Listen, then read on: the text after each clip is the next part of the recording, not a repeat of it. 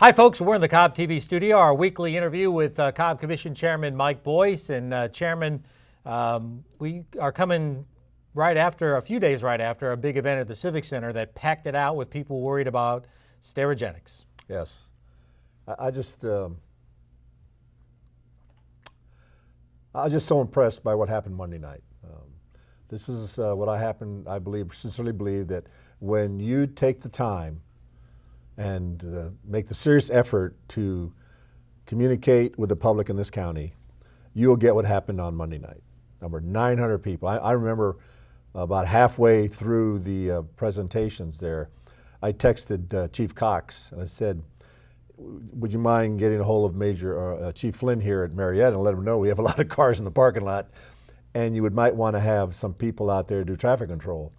And about 5 minutes later, County Manager Rob Hosak came up and says, don't worry about it, we're all over it. That just goes to show you the kind of county we have here, is that those things, that the little things matter, and we get that.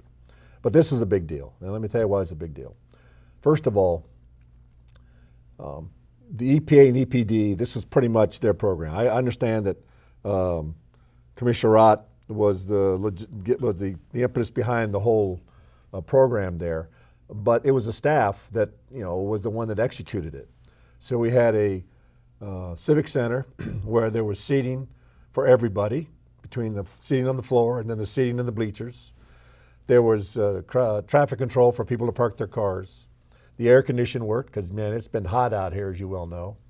Everything worked that night. The 2 hours before the town hall were members of not just EPA and EPD, but also those who were opposed to the sterigenics plant being open. They had a table. So it was true democracy in action, where everybody on both sides of the issue got to make their point before the meeting even started. And then during the meeting itself, where it could have dissolved into acrimony. And there was a couple instances there where the speaker wasn't properly responded to in the manner that he wanted it to be. But the point is that the moderator, who was an outside third party, came in and settled them down. And so for 2 hours, we had 3 different panels get up there and give their point of view and then take questions. And it was done in a respectful and informed manner. So I think a lot of people there left either more informed or maybe reassured, or they had a better direction on what was we're doing. There was just so many good things that happened out of that meeting, where I think everybody in this community understands now that we really get their concern, but more important, we're not just talking about it, we're doing something about it. So what I heard out of that meeting was that EPD has come up with additional funding from the state to do a monitoring program, and they're going to join with us and the city of Smyrna, and I understand Atlanta's now into this program. But the bottom line is that we are all coalescing together on a common effort to do one thing and one thing only, which is to assure the public that we're going to take this issue very seriously and we're going to do something about it. And more importantly, in the future, we're going to do a better job of keeping you informed before you hear the news on the social media, but we're going to come to you directly. And I think there was one thing I would have suggested to one of the speakers there, is that there's a time when you just simply have to stand up and say, you know something, we got this wrong. We screwed this up. We could have done this better. We're sorry, but we won't make this mistake again. And we want to work with you on a solution that is going to let you know that we're going to fix this problem. I think that's something you need to hear. The public needs to hear from your elected officials every now and then. When you miscommunicate something as badly as this one was done, because that was the start of this whole issue, is they found out from a source other than the government, and the government's responsibility is to take care of the people. So Monday afternoon, the board is going to continue our effort in this regard. We have a work session where we're bringing the management from Sterigenics, and we've also invited one of the speakers from Monday night to come to this work session, Karen Hayes, who I thought just did a superb job. Yeah, she's with the state EPD. She is. I think not just that her presentation was very informative, but you got she communicated the compassion. She could have been your next door neighbor, and she just felt like that's the person that if I have an issue, I want to go to that lady because she gets it. And I wanted her there. I asked Commissioner Rod if he would invite her to the meeting on Monday, and she's got to get authority from her boss.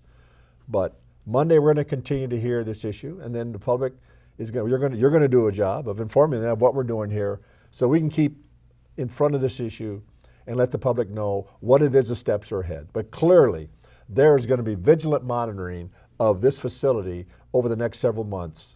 And I'll be interested to hear what Sterigenics has to say on Monday afternoon, because they did not come to the meeting on Monday night. Yeah, I was just going to point that out. That's that's the one stakeholder in this we haven't heard from or did not hear from Monday night. We'll hear from next Monday night at our work session. Yeah, and I don't feel bad about that, because they were at the town hall that Representative Allen held. So they had their chance to speak their piece.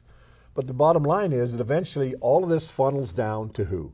Your elected officials. And in this case of the county, it's the 5 board members. We're the ones that will be looking at the issue and then finding an appropriate way to address it, including the spending of resources that, if necessary. Right, and you and I briefly talked after the meeting Monday, where we had between 900 and 1,000 actually in attendance, and thousands more that were watching the live streams on the various platforms. That this really did not feel certainly like the end of anything. This really felt like more of the start. Right. Well, I feel pretty confident saying that if we had gotten out in front of this issue, and it's a very informal we, then we would not have had what we had on Monday night. Because again, I always tell people in this county, go tell them what it is you're trying to do, what your proposed solution is, and then ask them for their feedback and their support. And they will tell you what it is they want you to do. And that makes your life so much easier. But this is the consequence of reaction rather than proactive efforts to get out in front of the public. Yeah. Well, and you mentioned our committee's already working on doing the independent testing, which should start in the next few weeks. Yes, exactly. So yeah, just a matter of getting the modeling done and the parameters for that, but we're all over this. Right. I've got a lot of friends who have season tickets down at SunTrust Park, and they've been going to games more often than they usually do, and there's been a couple of near sellouts lately.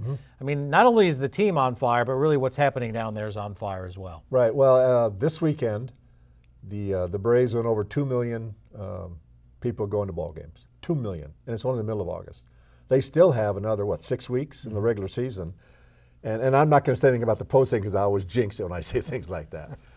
But 2 million people have gone to that game. But I'll tell you something, it's more than 2 million have gone to that game. Because there are people who go to the game but don't go to the game. They're out there in the Battery doing things. And I'm just going to say 2 things. These are one words to me. Sploss dogs and Sploss beer. Every purchase at that stadium is taxed at 6%. And that all comes into our Sploss funds and to the school system Sploss funds. This is nothing but good news for the county and the school system in our county. My hat's off to the Braves. They've really been a creative partner, but we've been an honest broker, and they've been an honest partner. They know exactly what it is that we stand for in this county, what our standards are, and they've met them to the letter of the law and then some. They've really worked with us. I could not be more happy for the Braves, because if they're happy, then we're happy. And all I have to say is that, look, I probably shouldn't say this on television, but since I was a kid, I was a Brooklyn Dodger fan, okay? And so there's still a little bit of Dodger blue in me. But to take 2 out of 3 from the best team in baseball right now, that has to give great encouragement to this young team that they can do it all. And they did it over this weekend with the bottom of the batting order. I know that everyone in the Braves organization, as is the Braves Nation, are really excited about what's happening through the rest of the year. And I think it's important to remember is that there are a significant number of Braves that are starters that are on the injured list. Danby Swanson, Inciarte. I'm not sure if Mr. Acuna's come off the bench yet, right? But the bottom line here, it hasn't mattered. They have that kind of depth, but it also reflects on the leadership of Manager Snitker and, of course, the Braves general manager and the team. So I wish them all the best. But again, this is a good thing for the county, and I hope that the vision that was the original part of this dream, people should savor that enjoyment right now. I know you don't want to talk about the postseason, but I'm a transplanted Cub fan, and I want to see the two play each other once the regular season's over. That might happen. So well, I've always said, you know, it's interesting. When the Braves issue first came up, I wrote an op-ed to the MDJ, and it's actually the one that was never been published. But I said that, you know, sports is the glue of America. It brings us all together because I don't care who you are. When you're sitting next to a guy or a gal, you don't care where they're from. You're there to talk sports, and baseball does that. And they had not only did they have a sellout on Saturday night, it was the largest attended game since SunTrust opened. That's how good things are going. So if you can imagine my excitement, how about the people who own the Braves, how excited they are, and particularly to manage it because their dream is coming to fruition much quicker than they thought. And I'm delighted for them. They're good people. And as we sit here in the chairs, I guess we're celebrating Senior Day. We are, yes. And you just came from a celebration right before you got here. There was some partying seniors at the Wellness Center today. As you know, this is a National Senior Day. It was a day proclaimed by President Reagan. And I got to participate along with Commissioner Cupid at a program down at the Wellness Center put on by the Senior Citizens Council of Cobb County that works very closely with Senior Services. Just a wonderful program, really a lot of talent that was there, and I'm sure you'll see some of the pictures that were here. We honored 5 people today. One of them 94, another one in their 80s, and these are all active seniors. So the wealth and the potential that you have to give back to your community only goes away on the day that the Lord takes you home. If you're willing to serve, there are things for you to do in this county, and you can make a difference. And I'm telling you that I was there for 2.5 hours. And when I left for 2.5 hours, they were still dancing and partying. So there's some happy people in Cobb County right now, and I'm delighted that we have a program here that supports them. And they were really glad to hear that we're getting rid of the senior fee. that did get a round of applause. That's probably where the dancing started, right there. It could have been. Yeah. All right, well, I've been with Senior Council several times on a couple occasions, and they wear me out. So really well-run program.